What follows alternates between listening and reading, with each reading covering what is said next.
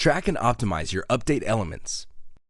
If you want to maximize the responsiveness of your mailing list, you have to be proactive. You can't just buy canned emails from a list publisher and then upload this to your autoresponder software and expect to make money. It doesn't work that way. You have to always be part of the equation. The good news is, by following the simple steps below, you can maximize the responsiveness of your mailing list, which can lead to a bigger payday later on. How email optimization works. Break down your emails into elements. Usually, emails are made of a headline, which is the title, or subject line, the actual content, the type of content, and call to action or active links within the email. Also, the content that you send out via email has certain lengths.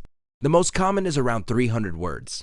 Some email lists send out very long emails. We're talking about over 1,000 words. Others send very short emails that consist of barely a few lines. Next, send out your updates and see how well they are received.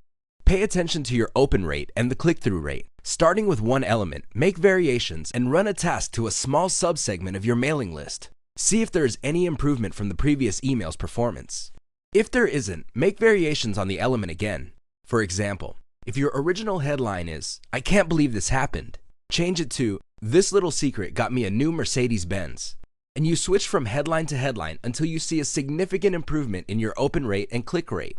Once you see an improvement, make small variations of that headline and test again to see if you can get more improvements.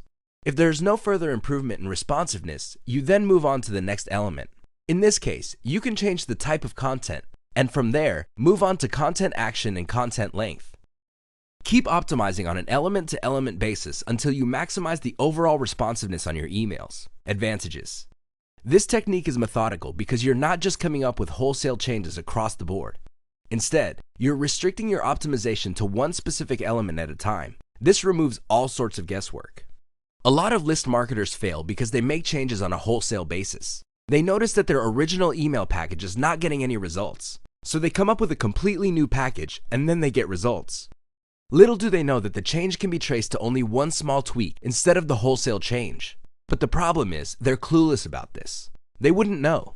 With an element-by-element optimization model, you can pinpoint which elements you can tweak to maximize responsiveness. You're not relying on your intuition or gut feelings. This gives you a tremendous amount of control, and the process is predictable.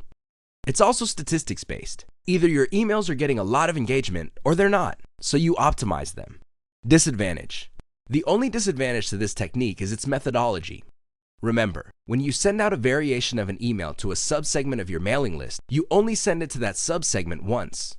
You don't keep mailing everybody the same basic email as you make small tweaks. That's going to kill your mailing list. People are going to get annoyed and unsubscribe, or worse yet, stop reading your emails. This means you're going to have to send to small segments all of your emails as you optimize. This can be a serious problem because if your list is fairly small, you can quickly run out of list members when optimizing list elements. This drags out your timeline for optimization.